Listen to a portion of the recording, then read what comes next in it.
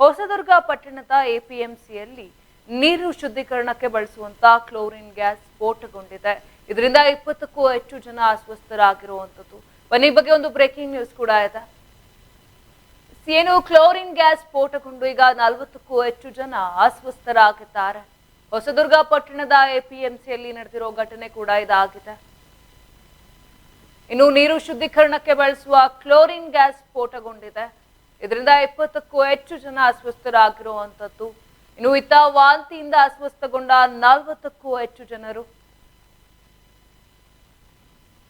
ಅಗ್ನಿಶಾಮಕ ದಳ ಪುರಸಭೆ ಅಧಿಕಾರಿಗಳು ಸ್ಥಳಕ್ಕೆ ಭೇಟಿಯನ್ನ ಕೊಟ್ಟು ಈಗ ಪರಿಶೀಲನೆಯನ್ನ ಕೂಡ ಮಾಡ್ತಾ ಇದ್ದಾರೆ.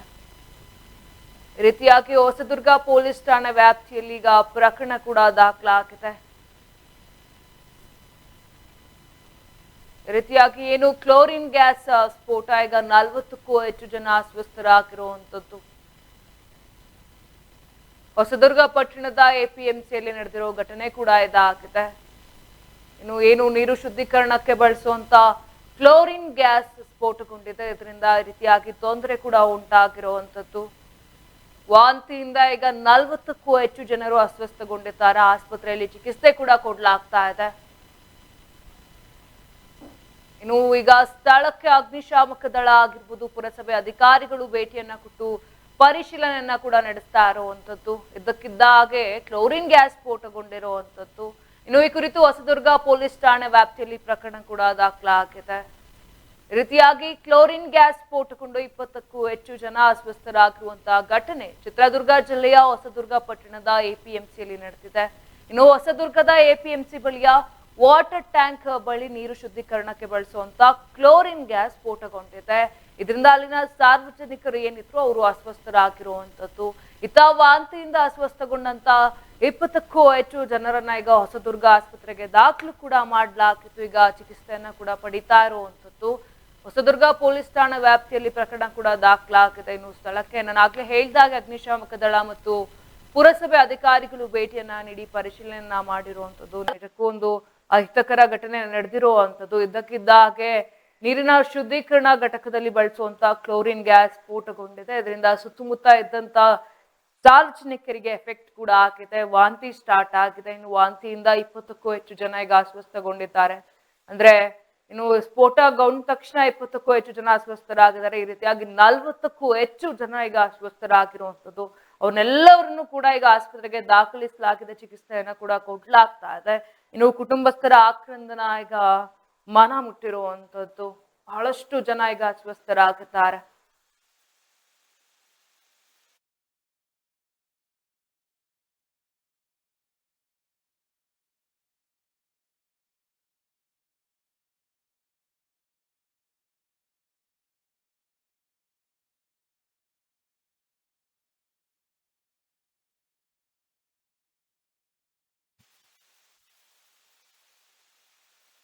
ಇನ್ನು ಆಗ್ಲೇ ಹೇಳ್ತಾ ಇದ್ದೆ, ಹೊಸದುರ್ಗ ಪಟ್ಟಣದ ಎಪಿಎಂಸಿಯಲ್ಲಿ ಘಟನೆ ಏನು ಶುದ್ಧೀಕರಣಕ್ಕೆ ಬಳಸುವಂತ ಕ್ಲೋರಿನ್ ಗ್ಯಾಸ್ ಸ್ಫೋಟಗೊಂಡಿದೆ. ಇದರಿಂದ ವಾಂತಿಯಿಂದ 40ಕ್ಕೂ ಹೆಚ್ಚು ಜನರೀಗ ಅಸ್ವಸ್ಥರಾಗಿರುವಂತದ್ದು. ಬನ್ನಿ ಬಗ್ಗೆ ಹೆಚ್ಚಿನ ಮಾಹಿತಿಯನ್ನ ನೀಡಲು ನ್ಯೂಸ್ ಡೆಸ್ಕ್ ನಿಂದ ಮನೋಜ್ ನನ್ನೊಟ್ಟಿಗೆ ಇದ್ದಾರೆ. ಎಸ್ ಮನೋಜ್, ಏನಿದು ಘಟನೆ? ಯಾಕೆ, ಯಾವ ಕಾರಣಕ್ಕೆ ಈಗ ಕ್ಲೋರಿನ್ ಗ್ಯಾಸ್ ಸ್ಫೋಟಗೊಂಡಿರುವಂತದ್ದು? ಈಗ ಅಲ್ಲಿನ ಜನರ ಸ್ಥಿತಿ ಹೇಗಿದೆ? ಏನೆಲ್ಲ ಅಪ್ಡೇಟ್ಸ್ ಇದೆ ಮನೋಜ್ ಈ ಬಗ್ಗೆ?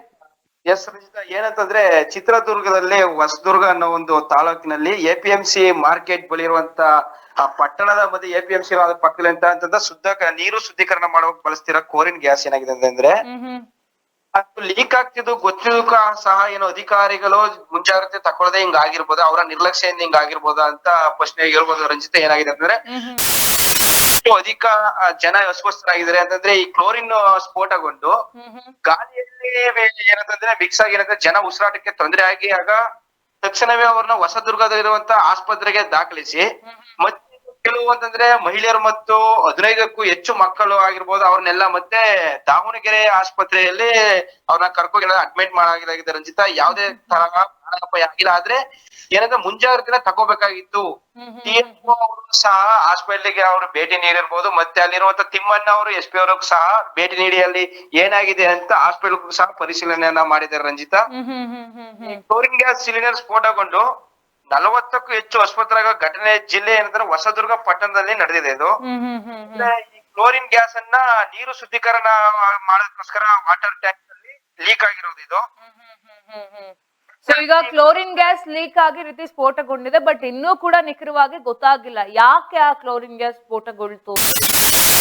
ಅದೇ ರಂಜಿತ್ ಏನಂತಂದ್ರೆ ನೀರು ಶುದ್ಧೀಕರಣ ಮಾಡಕ್ಕೋಸ್ಕರ ಈ ಕ್ಲೋರಿನ್ ಅನ್ನ ಬಳಸ್ತಾರೆ ಅಲ್ವಾ. ಏನಂದ್ರೆ ಇದು ಸೋರಿಕೆ ಆಗ್ತಿದ್ದು ಅಧಿಕಾರಿಗಳ ಗಮನಕ್ಕೆ ಬಂದಿರೋ ಸಹ ಮುಂಜಾಗ್ರತೆ. ಯಾಕಂತಂದ್ರೆ ಆ APMC ಮಾರ್ಕೆಟ್ ಅಲ್ಲಿ ವಾಟರ್ ಟ್ಯಾಂಕ್ ಇರುವ ಬಳಿಯಲ್ಲಿ ಅಕ್ಕಪಕ್ಕ ಇರುವಂತ ನಿವಾಸಿಗಳಿಗೆ ಇದು ಹೆಚ್ಚಾಗಿ ಏನಂತ ಪರಿಣಾಮ ಬೀರಿದೆ ರಂಜಿತಾ.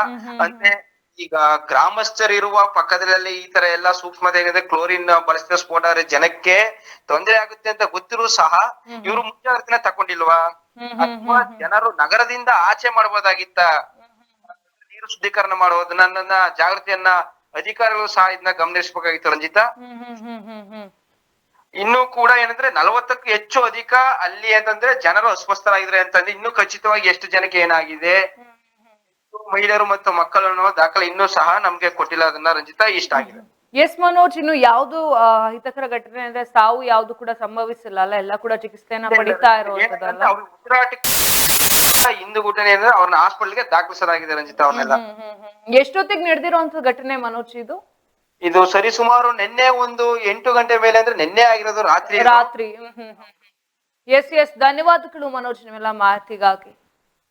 ಏನು ರೀತಿಯಾಗಿ ಹೊಸದುರ್ಗ ಪಟ್ಟಣದ APMCಯಲ್ಲಿ ನಡೆದಿರೋ ಘಟನೆ ಕೂಡ ಆಗಿದೆ. ಅಂದ್ರೆ ನೀರು ಶುದ್ಧೀಕರಣ ಆಗ್ಬೇಕಂದ್ರೆ ಅಲ್ಲಿ ಕ್ಲೋರಿನ್ ಗ್ಯಾಸ್ ಅನ್ನ ಬಳಸುವಂತದ್ದು ಕಾಮನ್ ಆಗಿರುತ್ತೆ. ಆ ಕ್ಲೋರಿನ್ ಗ್ಯಾಸ್ ಸೋರಿಕೆಯಾಗೋ ಮತ್ತೊಂದಾಗೋ ಸ್ಫೋಟಗೊಂಡಿರುವಂತದ್ದು. ಇನ್ನು ಈ ಸ್ಫೋಟಗೊಂಡಾಗ ಕ್ಲೋರಿನ್ ಗ್ಯಾಸ್ ಅಂತ ಹೇಳಿದ್ರೆ ಎಷ್ಟು ಡೇಂಜರ್ ಇರುತ್ತೆ ಅಂತ ಎಲ್ರಿಗೂ ಕೂಡ ಗೊತ್ತಿರುತ್ತೆ. ಅದರಿಂದ ಉಸಿರಾಟಕ್ಕೆ ತೊಂದರೆ ಕೂಡ ಆಗಿದೆ, ಕೆಲವರಲ್ಲಿ ವಾಂತಿ ಕೂಡ ಕಾಣಿಸ್ಕೊಂಡಿರುವಂತದ್ದು. ಈ ರೀತಿಯಾಗಿ ಒಟ್ಟಾರೆ 40ಕ್ಕೂ ಹೆಚ್ಚು ಜನರು ಈಗ ಅಸ್ವಸ್ಥರಾಗಿದ್ದಾರೆ. ಅವ್ರನ್ನೆಲ್ಲರೂ ಕೂಡ ಏನು ಆಸ್ಪತ್ರೆಗೆ ಕೂಡ ದಾಖಲು ಮಾಡಿದ್ದಾರೆ, ಇನ್ನು ಚಿಕಿತ್ಸೆಯನ್ನ ಕೂಡ ಪಡಿತಾ ಇರುವಂತದ್ದು. ಇನ್ನು ಮತ್ತ ಕೆಲವ್ರನ್ನ ಈಗ ದಾವಣಗೆರೆ ಆಸ್ಪತ್ರೆಗೆ ದಾಖಲು ಕೂಡ ಮಾಡಲಾಗಿದೆ, ಅಲ್ಲೂ ಕೂಡ ಅವ್ರಿಗೆ ಚಿಕಿತ್ಸೆಯನ್ನ ಕೊಡ್ತಾ ಇರುವಂತದ್ದು. ಸೊ ಈಗ ಸದ್ಯಕ್ಕೆ ಯಾವ್ದು ಪ್ರಾಣಾಪಾಯ ಉಂಟ ಅಂತ ಹೇಳಿದ್ರೆ ಸದ್ಯಕ್ಕೆ ಈಗ ಏನು ಅಗ್ನಿಶಾಮಕ ದಳ ಆಗಿರ್ಬೋದು, ಪುರಸಭೆ ಅಧಿಕಾರಿಗಳು ಭೇಟಿಯನ್ನ ಕೊಟ್ಟು ಪರಿಶೀಲನೆಯನ್ನ ಕೂಡ ನಡೆಸ್ತಾ ಇರುವಂತದ್ದು.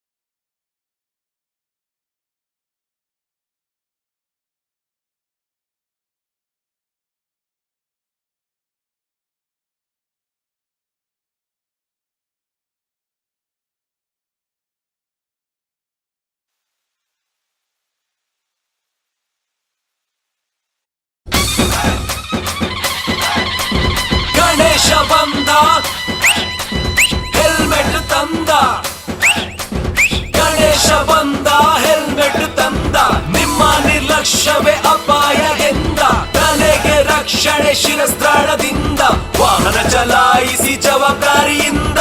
ಬಂದ ಬಂದ ಬಂದ ಬಂದ ಗಣೇಶ ಬಂದ ಹೆಲ್ಮೆಟ್ ತಂದ. ಟೂ ವೀಲರ್ ಓಡಿಸುವಾಗ ಹೆಲ್ಮೆಟ್ ಅನ್ನ ಕಡ್ಡಾಯವಾಗಿ ಧರಿಸಿ, ಯಾಕೆಂದ್ರೆ ಗಣೇಶನ ತಲೆ ತರ ನಿಮ್ಮ ತಲೆ ವಾಪಸ್ ಬರಲ್ಲ. ಇದೇ ಸೆಪ್ಟೆಂಬರ್ 9ರಿಂದ 14ರವರೆಗೆ ರೆಡ್ FM RJs ಜೊತೆ ಸೇರಿ ಹೆಲ್ಮೆಟ್ ಹಾಕುವ ಪ್ರಾಮಿಸ್ ಅನ್ನ ನೀವು ಮಾಡಿ. ಈ ಪಬ್ಲಿಕ್ ಅವೇರ್ನೆಸ್ ಇನಿಷಿಯೇಟಿವ್ ನಲ್ಲಿ ಭಾಗಿಯಾಗಿ. ಹೆಚ್ಚಿನ ಮಾಹಿತಿಗಾಗಿ ಸೂಪರ್ ಹಿಟ್ಸ್ 93.5 ರೆಡ್ FM ಕೇಳಿ, ಮಸ್ತ್ ಮಜಾ ಮಾಡಿ. 93.5 ರೆಡ್ FM ಮಸ್ತ್ ಮಜಾ ಮಾಡಿ.